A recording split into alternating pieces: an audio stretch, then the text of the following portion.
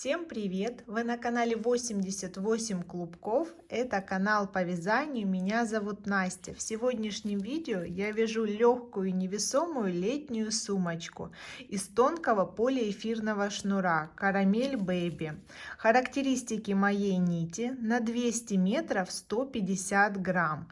Прекрасной заменой шнуру будет джут аналогичной толщины или рафия. Сумка получится очень летней, легкой и вместительной. Все необходимые ссылки, а также ссылку на продавца-производителя материалов и инструментов со своим промокодом на скидку я оставляю в описании под этим роликом. Крючок использую 3,5 мм. Подписывайтесь на мой канал, ставьте лайки. Приступим к работе.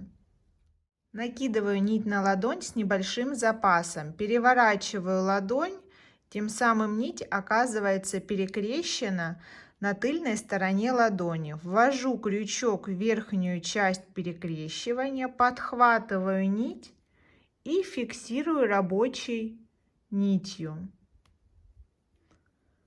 Так как вяжу столбиками с одним накидом, поднимаюсь на высоту этого столбика, провязывая еще одну воздушную.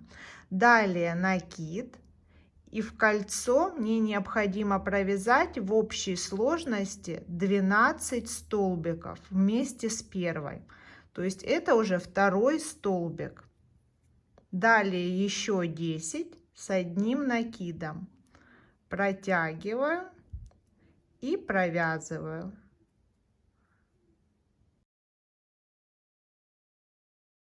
Двенадцать складываю пополам и туго-туго затягиваю кольцо, так, чтобы у меня встретился первый и последний столбик. Готово. Теперь буду делать соединение рядов из ряда в ряд одинаково. Очень внимательно. Первый столбик был подъемными петлями. Нахожу первую кромочную петлю ряда.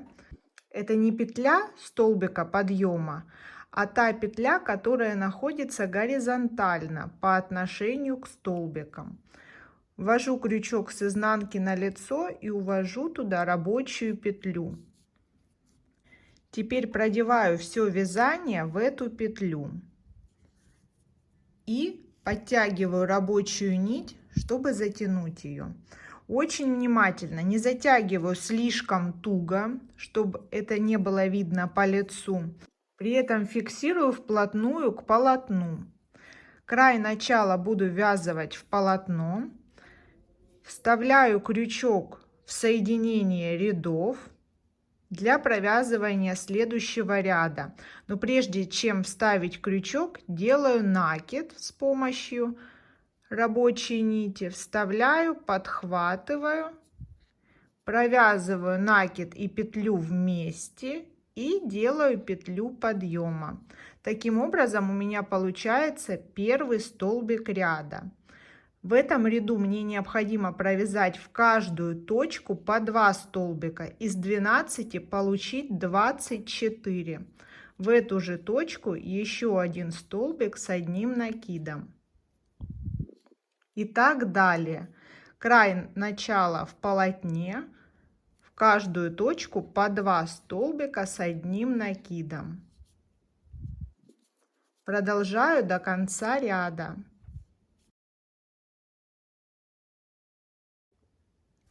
У меня последняя точка, в нее также провязываю 2 столбика и делаю соединение аналогичное прошлому ряду. Вытягиваю нить, нахожу первую кромочную косу, она горизонтальная по отношению к вертикальным столбикам. Важно не ставить в крючок в подъем в первый столбик, потому что будет добавление и круг будет непроизвольно увеличиваться и сложно будет найти ошибку. Вставляю крючок в кромочную косу, которая находится перед вторым столбиком ряда. Увожу петлю туда, продеваю в эту петлю все вязание и подтягиваю рабочую нить.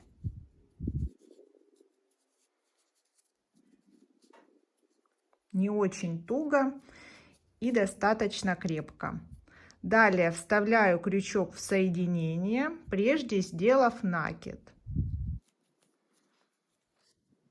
Провязываю первую часть столбика, далее петля подъема, первый столбик третьего ряда.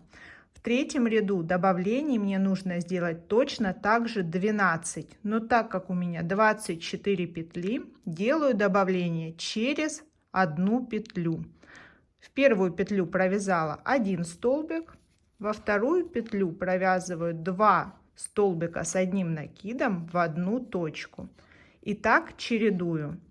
1 столбик в одну точку, 2, 1, 2. До конца ряда у меня получится плюс 12 столбиков.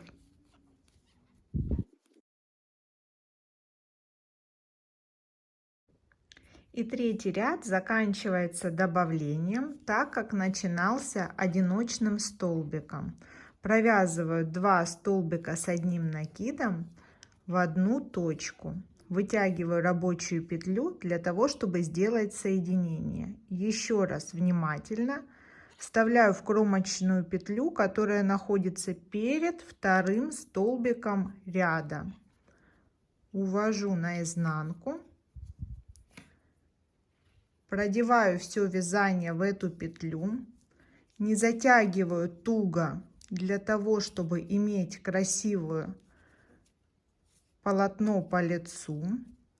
И вдруг, если придется распустить, эти туго затянутые узлы будут создавать проблемы. Вставляю крючок, делая накид в соединение рядов и формирую первый столбик ряда. Далее с этого ряда важно делать добавления в точке, следующие за добавлениями предыдущего ряда.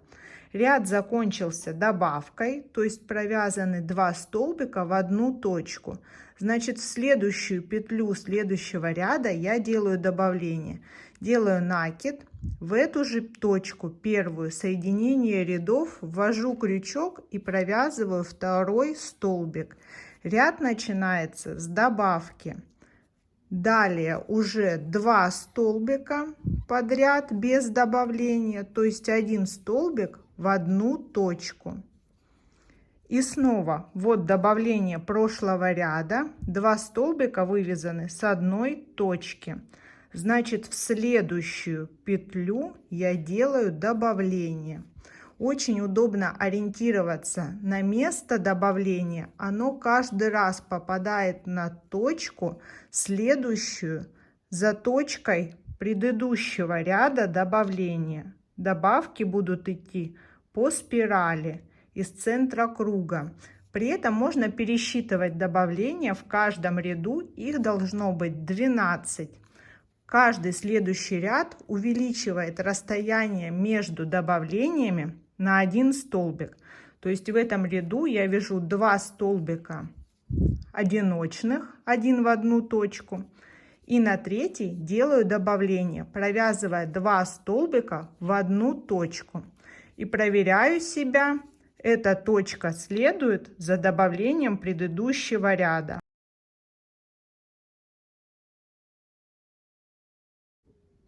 Четвертый ряд провязан. Важно с этого момента следить, чтобы добавление шло именно в точку, следующую за добавлением прошлого ряда. Вот двойные. Двойная в следующем ряду в следующую точку. Если добавка будет провязана точно над добавкой прошлого ряда, то круг будет иметь угловатости. В моем случае их 12. Сколько добавлений, столько и углов может образоваться за счет увеличения объема круга. Поэтому создаю первый столбик следующего ряда. В каждом ряду при начале вязания ряда я нахожу добавление прошлого ряда. В моем случае оно прямо в начале ряда. И буду провязывать добавку в текущем ряду, ни в коем случае не над добавлением, а в точку, следующую сразу после добавления предыдущего ряда. Итак, следующий столбик в следующую точку. И следующая точка добавляю, то есть провязываю 2 столбика в одну точку. С этого момента мне нужно провязать до следующего добавления и сделать добавку в следующую точку. Или просто я знаю, что у меня между добавлениями в этом ряду теперь 3 одиночных столбика. Выбираю любой удобный способ контроля, подсчитывать столбики или следить за добавлением прошлого ряда. В конце ряда можно проконтролировать, что добавлений было ровно 12. Значит, мы делаем все правильно, и можно смело навязывать необходимый размер круга. Вот оно, добавление через 3 столбика или в точку, следующую за добавлением прошлого ряда. Все совпало. Продолжаю ряд за рядом.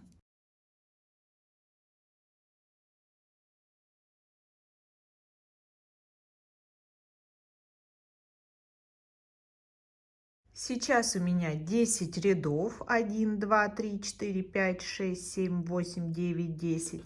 В последнем ряду добавления были через каждые 8 одиночных петель. Размер заготовки дна 22,5 сантиметра. Перехожу к стенкам. Первые ряды стенок я сделаю точно так же столбиками с одним накидом. Далее перейду к основному ажурному узору. Итак, создаю первый столбик. Сейчас 5 рядов без убавлений и добавлений. Соединение рядов делаю по аналогии.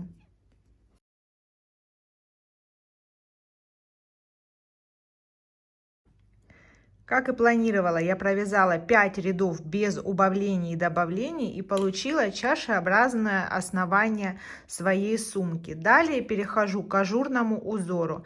Если у вас выдержана моя рядность, то у вас точно так же, как у меня, 120 петель в круг. Кратно 3.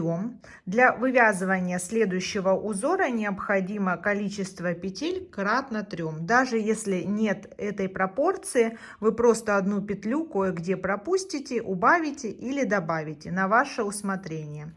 Итак, формирую первый столбик в петлю следующую после соединения рядов. Точно так же столбик с одним накидом. Выхожу и делаю подъем. Готово. Теперь провязываю столбик с одним накидом в точку предыдущую. Таким образом у меня получается 2 столбика с накидом скрещены между собой. Теперь делаю воздушную петлю и отсчитываю незадействованные петли 1, 2 в третью. Провязываю столбик с одним накидом. И снова столбик с одним накидом в предыдущую точку, чтобы получить перекрещенные столбики для формирования узора. И снова воздушная петля, 1, 2 в третью точку, провязываю столбик. И тут же в предыдущую точку снова столбик с одним накидом. Не забываю про воздушную петлю после провязанных 2 перекрещенных столбиков. И снова 1, 2, 3 в третью точку, перекрещенные столбики. Так по кругу до конца ряда. У меня остается одна незадействованная точка для провязывания между моими перекрещенными столбиками. В конце ряда у меня осталось соединить пару из перекрещенных столбиков. Точно так же петля подъема, воздушная петля, вставляю крючок с изнанки на лицо в кромочную косу, которая расположена перед вторым столбиком, увожу ее туда. По мере того, как растет изделие и уменьшается клубок, здесь я могу уже в петлю продевать не само изделие, а просто продевать туда клубок и затягивать.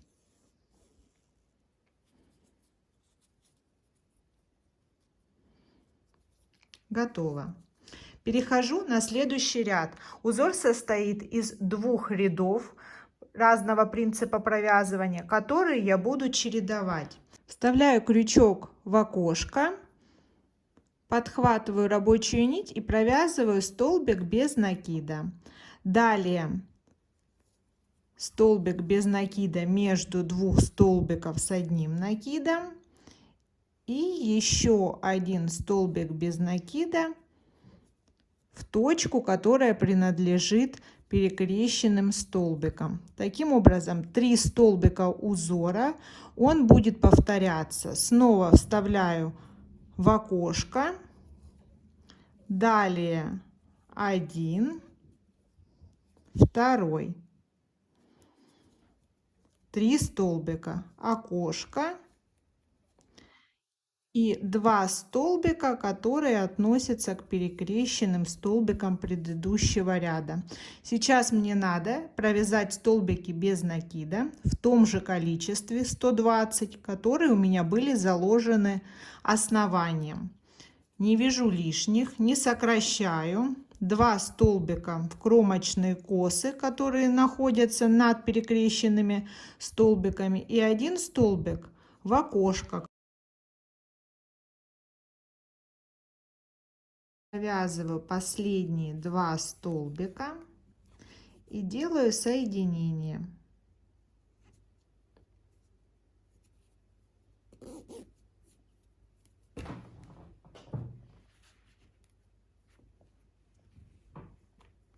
Готово.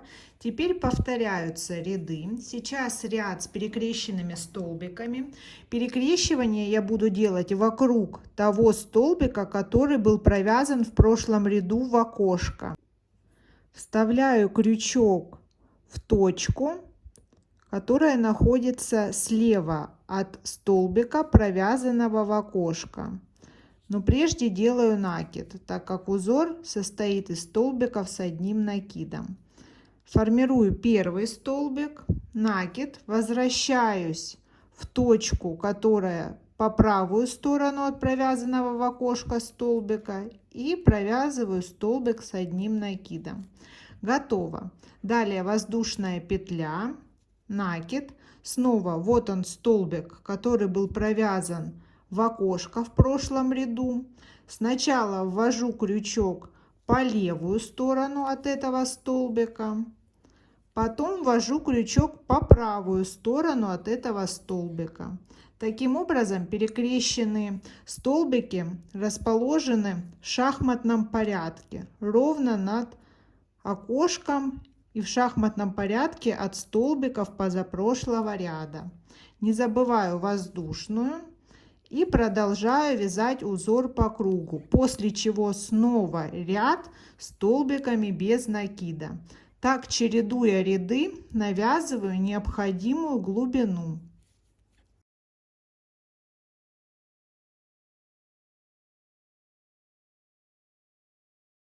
Сейчас у меня провязано 15 пар рядов ажурным узором, и я перехожу к вывязыванию ручки. У меня будет ручка лямка одна. Я ее провяжу точно так же столбиками с одним накидом, как и донышко. Накид. Формирую первый столбик.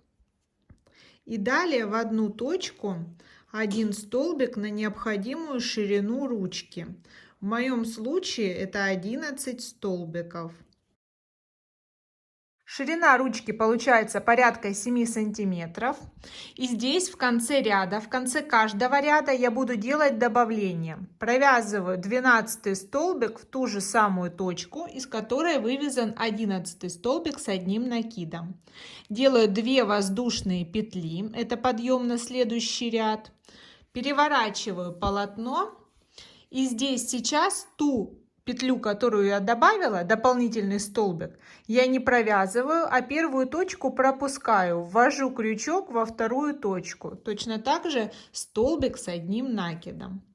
Это позволит обеспечить мне ровные края ручки и не придется ее дополнительно обвязывать.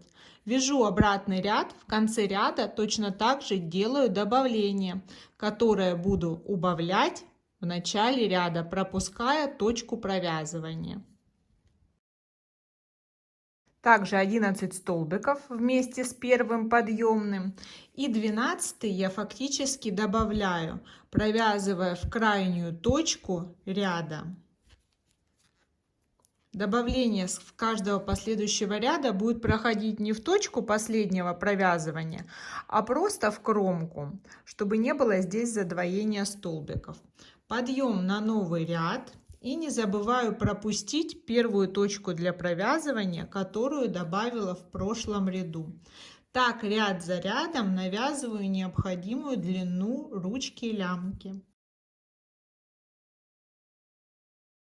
По ручке получается 58 рядов. Это около 60-61 сантиметра. Учтите еще растяжение пряжи. Можно немножко короче, чем требуется. Здесь я уже отметила 12 точек для пришивания ручки. Пришить можно любым удобным способом. Я сделаю это по изнанке соединительными петлями. Вставляю в первую отмеченную крючок. И с помощью той же самой рабочей нити, без прерывания нити, начинаю соединительными, не пропуская ни одной точки, пришивать. Вытаскиваю нить и крючок и увожу край нити на изнанку, где прячу кончик. Точно так же с остатка нити есть возможность сделать завязки, чтобы сумка надежно и крепко закрывалась. Я связала цепочку из воздушных петель необходимой длины, и сейчас буду вставлять ее в непосредственно полотно сумки. Шнурок я вставляю во второй от края ряд. Вставляю туда-сюда по отверстиям через одно отверстие, не слишком часто.